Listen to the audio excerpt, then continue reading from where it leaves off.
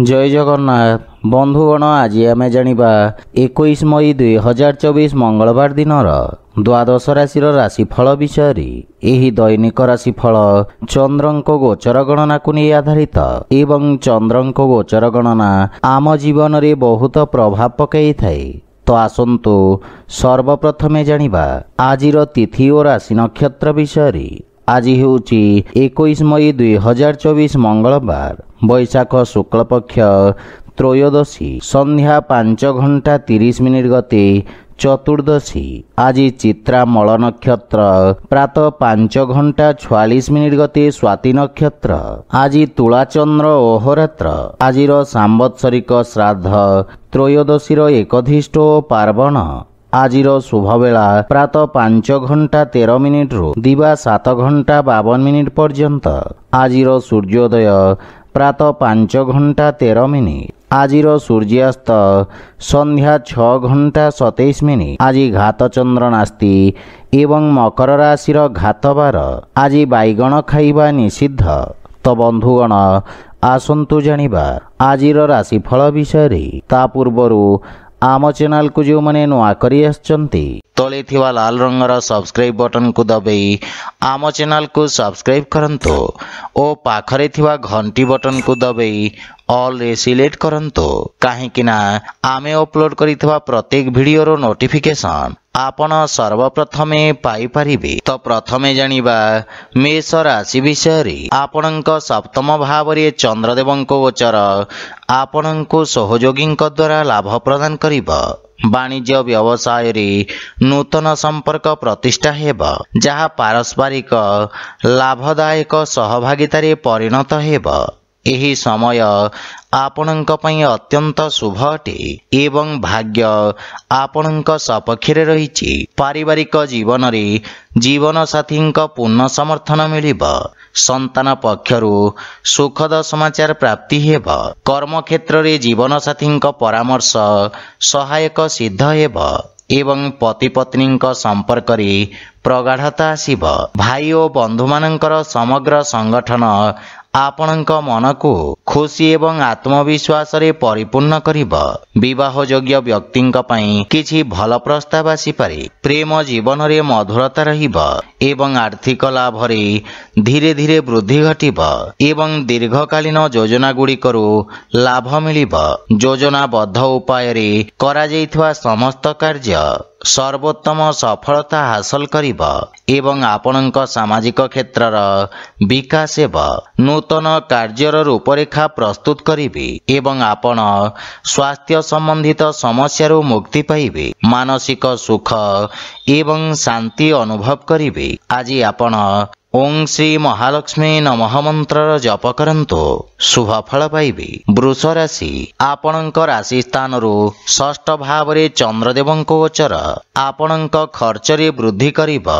आपण निज बुद्धि एवं कौशल बल रे निज समस्त लक्ष्य को हासिल करिबारे सक्षम हेबे। आपणक किछि गुप्त शत्रु आपणक भावमूर्ति को नष्ट करने को प्रयास करिबे। आपण नूतन लोकंक सहित साक्षात करिबे। क्यारियर रे उत्तम उन्नतिर जोग रहिछि एवं नूतन कार्य करने को चेष्टा करिबे। कार्य क्षेत्र रे स्थिति रे सुधार आसीब एवं सहकर्मी परामर्श रु आपण उपकृत हेबे। मातुल घर पक्षरु पूर्ण सहयोग मार्गदर्शन प्राप्ति हेबा। पारिवारिक कलहरु आपण दूरे रुहंतो तथा परिवार सदस्यंक स्वास्थ्य अवस्थार जत्न नियंतो। प्रेम जीवन रे बाणीर कठोरता हेतु संपर्क रे फाट सृष्टि होई पारे। सेथिपई अनावश्यक वाद विवाद और जुक्ति तर्करु आपण दूरे रुहंतो। जदि आपण व्यावसायिक ऋण पई चेष्टा करुछंती ताहेले जणे परिचित व्यक्तिंक सहाय्य पाइबार संभावना रहिछि। गंठी पीड़ा जंत्रणा भोगुथिबा रोगी माने उपकृत हेबे। आज आपण वृद्ध लोकंको सहाय्य करंतो शुभ फल पाइबे। मिथुन राशि आज आपणक पंचम भाव रे चंद्रदेवंक गोचर आपणक कार्य क्षेत्र रे जणे परिचित व्यक्तिंक माध्यम रे लाभर स्थिति प्रदान करिबा। छात्र छात्री माने सेमानंकर समयर संपूर्ण उपयोग करिबारे सक्षम हेबे एवं एही समय मध्यरे नूतन ज्ञान ଏବଂ ଅଭିଜ୍ଞତା ହାସଲ କରିବେ। ପାରିବାରିକ ଜୀବନରେ ସନ୍ତାନଙ୍କ ଉନ୍ନତିରେ ଆପଣ ବିଶେଷ ଆନନ୍ଦ ପ୍ରାପ୍ତ କରିବେ ଏବଂ ସନ୍ତାନ ଆପଣଙ୍କ ଆଜ୍ଞାକାରୀ ହେବେ। ଭାଇ ଓ ଭଉଣୀମାନଙ୍କ ସହଯୋଗରେ ଆପଣଙ୍କର ସମସ୍ତ କାର୍ଯ୍ୟ ସଫଳତାର ସହିତ ସମ୍ପନ୍ନ ହେବ। ପରିବାରରେ ସୁଖ ସମୃଦ୍ଧି ଲାଗି ରହିବ ଏବଂ ଜୀବନସାଥୀଙ୍କ ପୂର୍ଣ୍ଣ ସମର୍ଥନ ପାଇବେ ଏବଂ ବିଦେଶରୁ କିଛି ଭଲ ଖବର ପାଇ ମନ ଖୁସି ହେବ। ବଡ଼ ଭାଇଙ୍କ ବିଶେଷ ସମର୍ଥନ ଆପଣଙ୍କ ଅଗ୍ରଗତିର କାରଣ ହେବ, କିନ୍ତୁ ପିତାଙ୍କ ସ୍ୱାସ୍ଥ୍ୟ ପ୍ରତି ବିଶେଷ ଯତ୍ନ ନେବା ଆବଶ୍ୟକ। ଆର୍ଥିକ କ୍ଷେତ୍ରରେ ଅଭିବୃଦ୍ଧି ହେବ, କିନ୍ତୁ ପାରିବାରିକ ଖର୍ଚ୍ଚରେ ବୃଦ୍ଧି ମାନସିକ ଚାପ ଉତ୍ପନ୍ନ କରିପାରେ। ସ୍ୱାସ୍ଥ୍ୟାବସ୍ଥାରେ ଉନ୍ନତି ହେବ, କିନ୍ତୁ ସତର୍କତା ବଜାୟ ରଖନ୍ତୁ। ଆଜି ଆପଣ ଭଗବାନ ଗଣେଶଙ୍କ ପୂଜାର୍ଚ୍ଚନା କରନ୍ତୁ, ଶୁଭ ଫଳ ପାଇବେ। କର୍କଟ ରାଶି, ଆପଣଙ୍କ ରାଶିରୁ ଚତୁର୍ଥ ଭାବରେ ଚନ୍ଦ୍ରଦେବଙ୍କ ଗୋଚର ଆପଣଙ୍କ ବ୍ୟବସାୟ କ୍ଷେତ୍ରର ବିସ୍ତାର ପାଇଁ ଯୋଜନା ଉପରେ କାର୍ଯ୍ୟ କରିବାର ଅବସର ପ୍ରଦାନ କରିବ। ଆପଣ ଭବିଷ୍ୟତ ଯୋଜନାଗୁଡ଼ିକ ବିଷୟରେ ବିଚାର ବିମର୍ଶ କରିବେ ଏବଂ କାର୍ଯ୍ୟଶୈଳୀର ସମୀକ୍ଷା କରିବେ, କିନ୍ତୁ ସହକର୍ମୀମାନଙ୍କ ସହିତ ଆପଣଙ୍କ ବ୍ୟବହାରର ବିଷୟ ଧ୍ୟାନ ରଖନ୍ତୁ, ଅନ୍ୟଥା ଆପଣଙ୍କ ପ୍ରତିଛବି କ୍ଷତିଗ୍ରସ୍ତ ହୋଇପାରେ। ମାତାଙ୍କ ସହିତ କିଛି ବୈଚାରିକ ମତଭେଦ ଦେଖାଦେଇପାରେ, କିନ୍ତୁ ଆପଣ ନିଜ ବୁଦ୍ଧି ଏବଂ ଆତ୍ମବିଶ୍ୱାସ ସହିତ ପରିସ୍ଥିତିକୁ ନିୟନ୍ତ୍ରଣ କରିବାରେ ସକ୍ଷମ ହେବେ। ପାରିବାରିକ ସୁଖରେ କିଛି ଅଭାବ ଦେଖାଦେବ ଏବଂ ଘରର ରକ୍ଷଣାବେକ୍ଷଣ ପାଇଁ ଆପଣ ଖର୍ଚ୍ଚାନ୍ତ ହେବେ, କିନ୍ତୁ ପିତାଙ୍କ ମାର୍ଗଦର୍ଶନରୁ ଲାଭବାନ ହେବେ। ଶ୍ୱଶୁର ଘର ପକ୍ଷରୁ ସମ୍ପର୍କରେ ମଧୁରତା ଆସିବ, କିନ୍ତୁ ଗୃହର କୌଣସି ସଦସ୍ୟଙ୍କ ସ୍ୱାସ୍ଥ୍ୟାବସ୍ଥାକୁ ନେଇ ଆପଣ ଚିନ୍ତିତ ରହିବେ। ଆର୍ଥିକ ଅବସ୍ଥା କିଛି ମାତ୍ରାରେ ଚାପଗ୍ରସ୍ତ ରହିପାରେ। ନଗଦ ଧନର ଅଭାବ କିଛି କାର୍ଯ୍ୟରେ ଅସ୍ଥାୟୀ ଅବରୋଧ ଉତ୍ପନ୍ନ କରିବ ଏବଂ ମାନସିକ ଚାପ ଆପଣଙ୍କ ସ୍ୱାସ୍ଥ୍ୟାବସ୍ଥାକୁ ପ୍ରଭାବିତ କରିବ।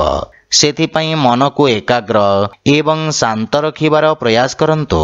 ଆଜି ଆପଣ ଶ୍ରୀ ଗଣେଶ ଏବଂ ମାତା ଲକ୍ଷ୍ମୀଙ୍କ ମିଳିତ ଉପାସନା କରନ୍ତୁ, ଶୁଭ ଫଳ ପାଇବେ। ସିଂହ ରାଶି, ଆପଣଙ୍କ ତୃତୀୟ ଭାବରେ ଚନ୍ଦ୍ରଦେବଙ୍କ ଗୋଚର ଆପଣଙ୍କ ରାଜନୈତିକ ବର୍ଚସ୍ୱରେ ବୃଦ୍ଧି କରିବ ଏବଂ ଆପଣଙ୍କ ପରାକ୍ରମରେ ବୃଦ୍ଧି ହେବ। ଆପଣ ନିଜ ଭିତରେ ଏକ ନୂତନ ସକାରାତ୍ମକ ଶକ୍ତି ଅନୁଭବ କରିବାକୁ ସମର୍ଥ ହେବେ। ସାମାଜିକ ମାନ ସମ୍ମାନ ବୃଦ୍ଧି ପାଇବ। ଆପଣଙ୍କ ଭାଇ ଭଉଣୀଙ୍କ ସାହାଯ୍ୟରେ ସମସ୍ତ କାର୍ଯ୍ୟ ସଫଳ ହେବ।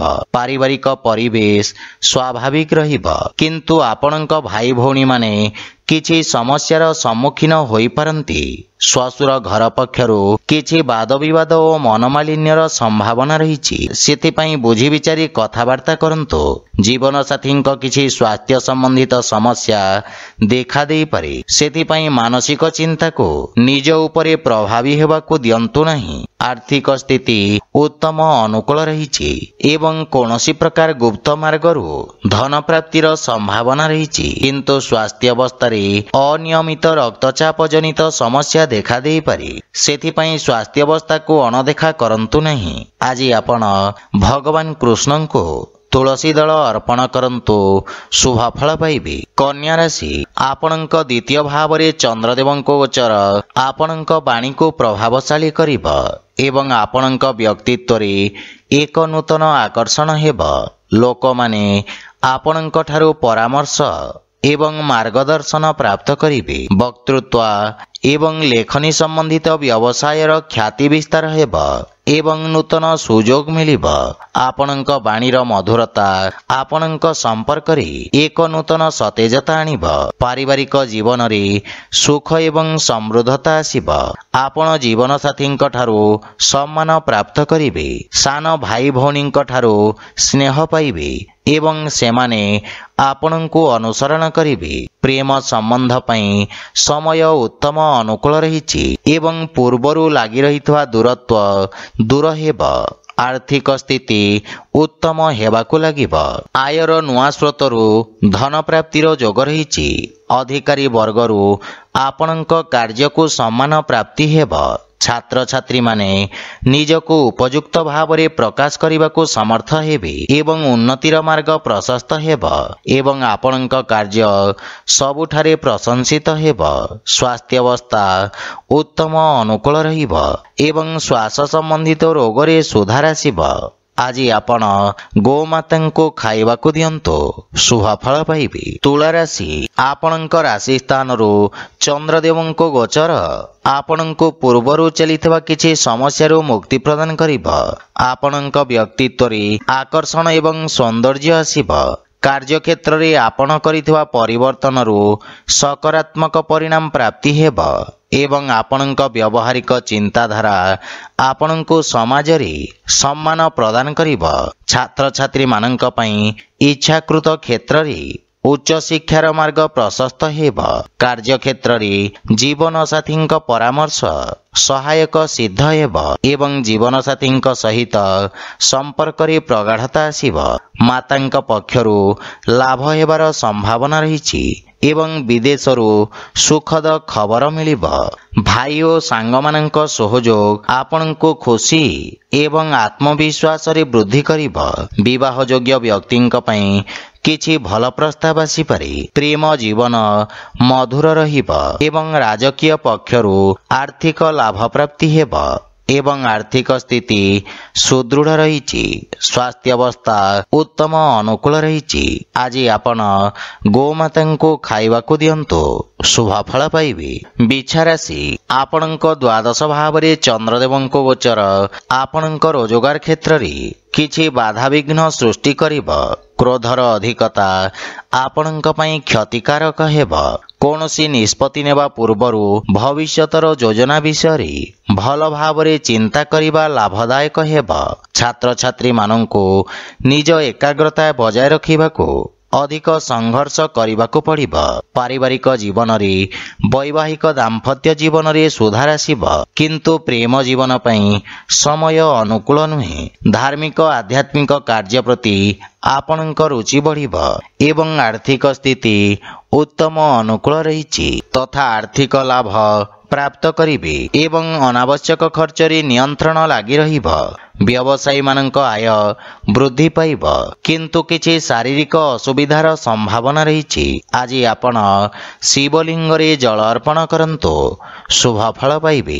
ଧନୁରାଶି, ଆପଣଙ୍କ ଏକାଦଶ ଭାବରେ ଚନ୍ଦ୍ରଦେବଙ୍କ ଗୋଚର ଆପଣଙ୍କ ଲାଭର ସ୍ଥିତିକୁ ବୃଦ୍ଧି କରିବ। ଜମି ଏବଂ ଖଣିଜ ବ୍ୟବସାୟରେ ଜଡ଼ିତ ବ୍ୟକ୍ତି ଅପ୍ରତ୍ୟାଶିତ ଲାଭ ଅର୍ଜନ କରିବେ। ଆପଣଙ୍କ ଦ୍ୱାରା ଅତୀତରେ କରାଯାଇଥିବା କାର୍ଯ୍ୟରୁ ଆପଣଙ୍କ ମାନ ସମ୍ମାନ ବୃଦ୍ଧି ପାଇବ। ପାରିବାରିକ ଜୀବନରେ କିଛି ଶୁଭ ସମାଚାର ପାଇବାରୁ ମନରେ ପ୍ରସନ୍ନତାର ଭାବ ରହିବ ଏବଂ ପରିବାରରେ ସୁଖଦ ବାତାବରଣ ଲାଗି ରହିବ ଏବଂ ଗୃହର ଛୋଟ ସଦସ୍ୟଙ୍କ ସହିତ ଉତ୍ତମ ସମୟ ଅତିବାହିତ କରିବେ। ପରିବାରରେ ସମସ୍ତଙ୍କ ସହିତ ନମ୍ରତାପୂର୍ଣ୍ଣ ଆଚରଣ ଦ୍ୱାରା ଲାଭ ଏବଂ ମାନସିକ ଶାନ୍ତି ପ୍ରାପ୍ତି ହେବ। ଆପଣଙ୍କ ପ୍ରଭାବଶାଳୀ ବାଣୀ ଛୋଟ ଭାଇମାନଙ୍କ ସହିତ ସମ୍ପର୍କକୁ ସୁଦୃଢ଼ କରିବ ଏବଂ ସେମାନେ ଆପଣଙ୍କ ଅନୁସରଣ କରିବେ। ପିତାଙ୍କ ପୂର୍ଣ୍ଣ ସହଯୋଗ ପ୍ରାପ୍ତି ହେବ। ଆର୍ଥିକ ସ୍ଥିତି ଆହୁରି ସୁଦୃଢ଼ ହେବାକୁ ଲାଗିବ। ପୂର୍ବରୁ ବକେୟା ଦେଇଥିବା ଅର୍ଥ ଆପଣ ଆଜି ଫେରି ପାଇବେ ଏବଂ କିଛି ମାନ୍ୟଗଣ୍ୟ ବ୍ୟକ୍ତିଙ୍କ ସହିତ ସାକ୍ଷାତ କରିପାରନ୍ତି। ବାଣିଜ୍ୟ ବ୍ୟବସାୟରେ ଉନ୍ନତି ହେବ ଏବଂ ଦୀର୍ଘଦିନ ଧରିଥିବା ସ୍ୱାସ୍ଥ୍ୟ ସମସ୍ୟାର ସମାପ୍ତ ହେବ। ଆପଣ ଶକ୍ତିଶାଳୀ ଏବଂ ପରିଶ୍ରମୀ ହେବେ।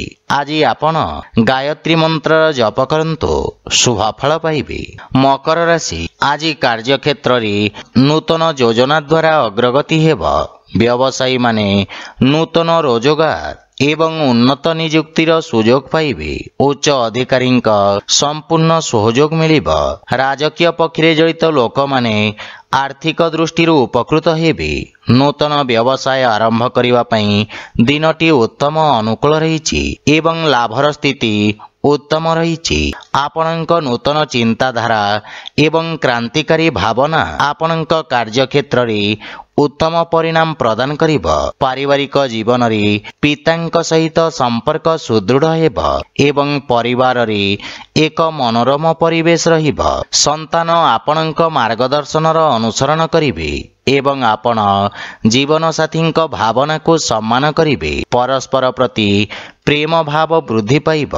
ନୂତନ ଆୟର ଉତ୍ସ ସୃଷ୍ଟି ହେବ ଏବଂ ଆର୍ଥିକ ସ୍ଥିତି ସୁଦୃଢ଼ ହେବାକୁ ଲାଗିବ।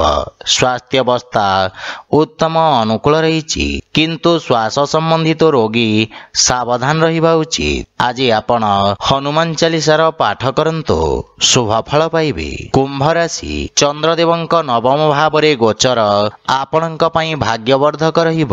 ପୂର୍ବରୁ କରାଯାଇଥିବା ନିବେଶରୁ ଆପଣ ଲାଭବାନ ହେବେ ଏବଂ ବ୍ୟବସାୟରେ ସ୍ଥାୟିତ୍ୱ ଆସିବ। ରୋଜଗାର କ୍ଷେତ୍ରରେ ଆସୁଥିବା ସମସ୍ୟାର ସମାଧାନ ହେବ। ପାରିବାରିକ ଜୀବନରେ ପିତାଙ୍କ ସ୍ନେହ ଏବଂ ଆଶୀର୍ବାଦ ପ୍ରାପ୍ତି ହେବ, କିନ୍ତୁ ଶ୍ୱଶୁର ଘର ପକ୍ଷରୁ ସମ୍ପର୍କରେ କିଛି ତିକ୍ତତାର ସମ୍ଭାବନା ରହିଛି। ଜୀବନସାଥୀଙ୍କ ସହଯୋଗ ଲାଗି ରହିବ, କିନ୍ତୁ ତାଙ୍କ ସ୍ୱାସ୍ଥ୍ୟାବସ୍ଥାର ବିଷୟ ଧ୍ୟାନ ରଖନ୍ତୁ। ପରିବାରର ଛୋଟ ସଦସ୍ୟଙ୍କ ସହିତ ଉତ୍ତମ ସମୟ ଅତିବାହିତ କରିବେ ଏବଂ ମାନସିକ ଶାନ୍ତି ପାଇବେ, କିନ୍ତୁ ପ୍ରେମ ସମ୍ପର୍କରେ ସାବଧାନ ରୁହନ୍ତୁ। ଆପଣଙ୍କ କ୍ରୋଧ ସମ୍ପର୍କକୁ ଖରାପ କରିପାରେ। ଆର୍ଥିକ ସ୍ଥିତି କ୍ଷେତ୍ରରେ ଆକସ୍ମିକ ଧନଲାଭର ଯୋଗ ରହିଛି। ନୂତନ ଆୟର ଉତ୍ସରୁ ଧନଲାଭର ସମ୍ଭାବନା ରହିଛି। ଆପଣ ଆଜି ଅଜଣା ବ୍ୟକ୍ତିଙ୍କ ଠାରୁ ସାହାଯ୍ୟ ପାଇପାରନ୍ତି।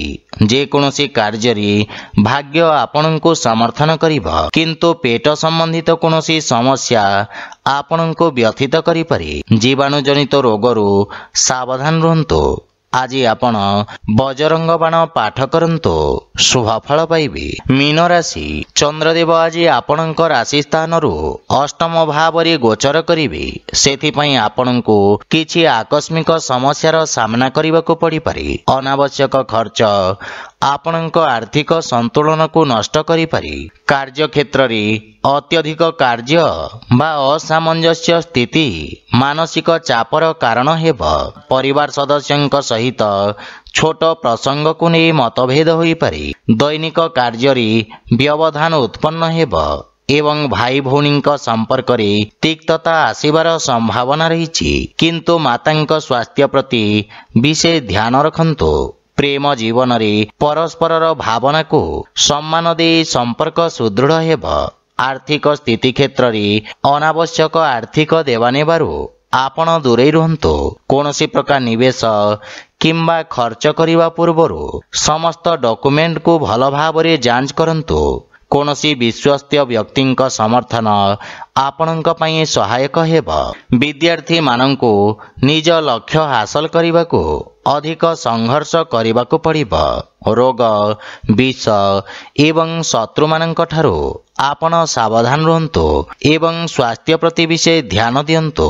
ଆଜି ଆପଣ ଗୋମାତାଙ୍କୁ ଖାଇବାକୁ ଦିଅନ୍ତୁ, ଶୁଭ ଫଳ ପାଇବେ। ତ ବନ୍ଧୁଗଣ, ଏହା ଥିଲା ଆଜିର ରାଶିଫଳ ବିଷୟରେ। ଯଦି ଭିଡ଼ିଓଟି ଆପଣମାନଙ୍କୁ ଭଲ ଲାଗିଥାଏ, ଲାଇକ୍, ସେୟାର ଓ କମେଣ୍ଟ କରି ଜଣାନ୍ତୁ ଏବଂ ଆମ ଚ୍ୟାନେଲକୁ ସବସ୍କ୍ରାଇବ୍ କରନ୍ତୁ। ଜୟ ଜଗନ୍ନାଥ।